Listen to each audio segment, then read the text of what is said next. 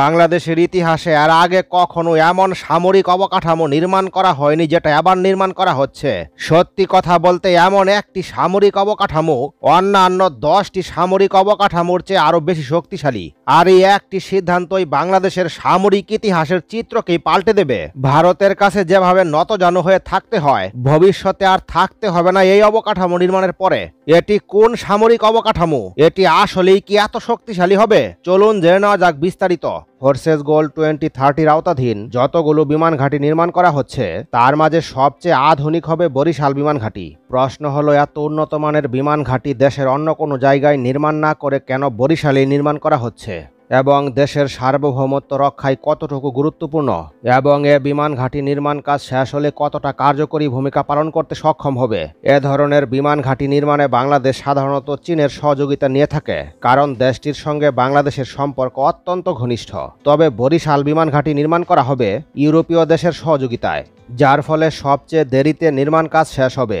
সামগ্রিকভাবে বাংলাদেশের যে কোনো ঘাঁটি থেকে এর নির্মাণ ব্যয় বেশি হবে, কারণ ইউরোপীয় দেশ কর্তৃক নির্মিত মানে $1 বিলিয়ন অতিক্রম করবে।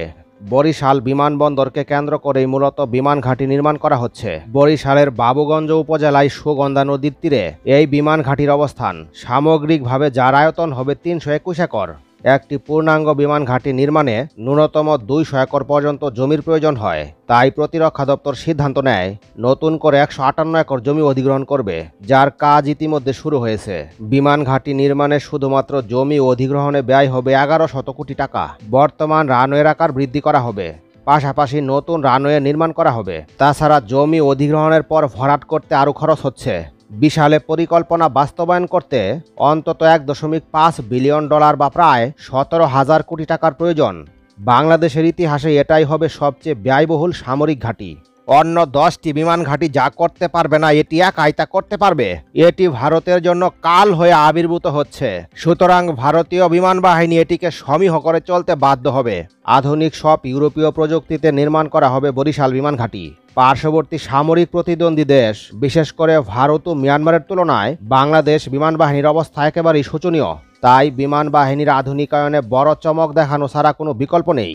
ফলে ইউরোপীয় সবচেয়ে আধুনিক প্রযুক্তির সহায়তা নিয়ে বরিশাল বিমান ঘাঁটি নির্মাণ করা হচ্ছে, যাতে পিছিয়ে থাকা ঘাটতি পূরণ করা যায়। ভৌগোলিকভাবে দেশের প্রায় মাঝামাঝি অবস্থানে বরিশাল, যেখানে সরাসরি আক্রমণ কিংবা দখল করা সম্ভব নয়। তাছাড়া দেশের সীমান্তবর্তী সকল বিমান ঘাঁটিকে সাপোর্ট দিতে পারবে। এছাড়া মেরিটাইম স্ট্রাইক মিশনের জন্য দেশের সবচেয়ে শক্তিশালী ও গুরুত্বপূর্ণ বিমান ঘাঁটি হবে বরিশাল, কারণ সমুদ্র থেকে মাত্র 80 কিলোমিটার দূরে ঘাঁটিটির অবস্থান।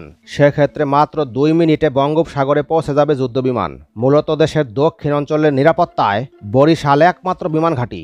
বঙ্গোপসাগরে যে কোনো যুদ্ধাবস্থা তৈরি হলে এ বিমান ঘাঁটি থেকে মুহূর্তেই প্রতিক্রিয়া জানানো সম্ভব। মিয়ানমারের ভূখণ্ডে কখনো ডিপ স্ট্রাইক মিশন পরিচালনা করার প্রয়োজন হলে এ বিমান ঘাঁটির প্রয়োজন পড়বে। বিশেষ করে মিয়ানমারের থাইল্যান্ড সীমান্ত বন্দরগুলোকে ধ্বংস করতে কাজে লাগবে। এছাড়াও বঙ্গোপসাগরের নিয়মিত টহল দিয়ে ভারত ও মিয়ানমারের যুদ্ধবিমান কিংবা যুদ্ধজাহাজে গোয়েন্দারি নজরদারি করতে পারবে, যা বাংলাদেশকে অনেক গুরুত্বপূর্ণ তথ্য সংগ্রহে সহযোগিতা করবে। কারণ বাংলাদেশের সমুদ্র অর্থনীতি খুবই গুরুত্বপূর্ণ, কেননা দেশের 90% বাণিজ্য হয় সমুদ্রপথে।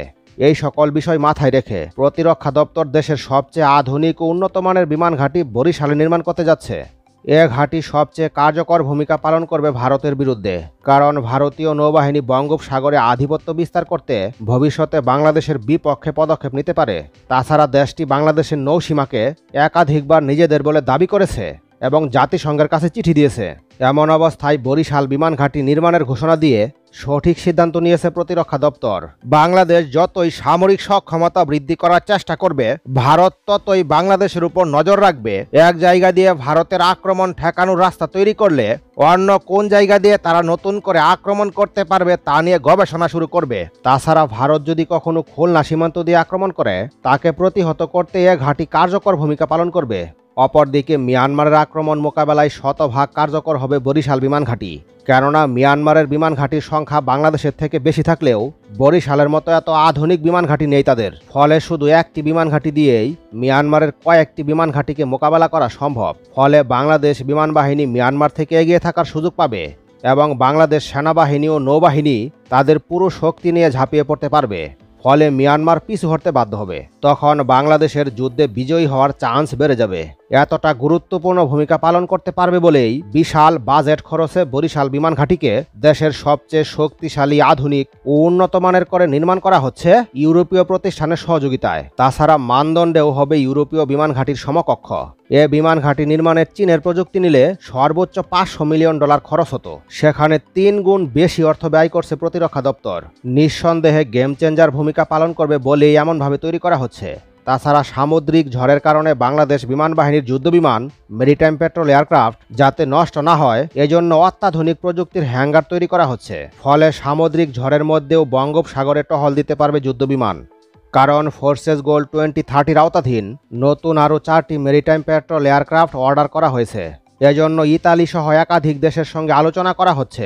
মেরিটাইম পেট্রোল এয়ারক্রাফট দেশের 4টি ঘাঁটি থেকে অপারেট করা সম্ভব। কক্সবাজার, চট্টগ্রাম, শেরেবাংলা নৌঘাঁটি এবং বরিশালের এই বিমান ঘাঁটি থেকে অপারেট করা সম্ভব। তবে যুদ্ধবিমান হিসেবে এ ঘাঁটিতে কখনো সিঙ্গেল ইঞ্জিন বিশিষ্ট ফাইটার মোতায়েন করা হবে না, তার পরিবর্তে ডাবল ইঞ্জিন বিশিষ্ট মাল্টিরোল কম্ব্যাট এয়ারক্রাফট মোতায়েন করা হবে। এক কথায় চমকের উপর চমক থাকছে। এরকম চমকের আগেই দেখানো প্রয়োজন ছিল, তবে দেরিতে হলেও একটি সঠিক সিদ্ধান্ত নিয়েছে। ভবিষ্যতে বাংলাদেশের জন্য এটি একটি রেকর্ড সামরিক সক্ষমতা বৃদ্ধি করবে। বাংলাদেশের ইতিহাসে যা একটি রেকর্ড। তবে বিমান ঘাঁটি নির্মাণের পাশাপাশি যুদ্ধবিমান ক্রয়ের দিকে মনোযোগ দিতে হবে। হয়তো বিমান ঘাঁটি নির্মাণ শেষে বড় ধরনের চমক দিতে পারে প্রতিরক্ষা দপ্তর।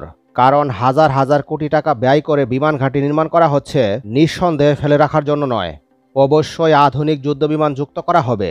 2018 সালে বিমান বাহিনীর 10 স্কোয়াড্রন আধুনিক ফাইটার অন্তর্ভুক্ত করার পরিকল্পনা করেছিল।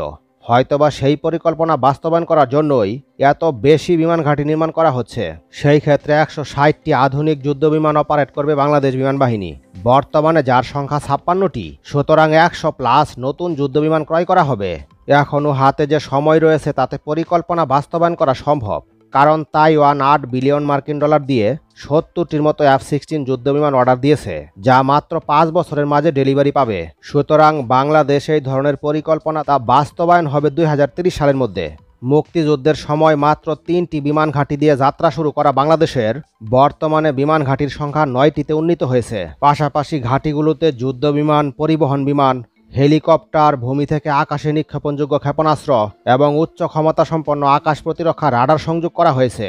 তার পাশাপাশি আরও যুক্ত করার পরিকল্পনা রয়েছে মাল্টিরোল কম্ব্যাট এয়ারক্রাফট এবং যুদ্ধবিমান কেনা হবে কয়েকটি দেশ থেকে। চীন, ইতালি, পাকিস্তান এ সকল দেশ থেকে মোট 46টি যুদ্ধবিমান ক্রয়ের পরিকল্পনা চলছে।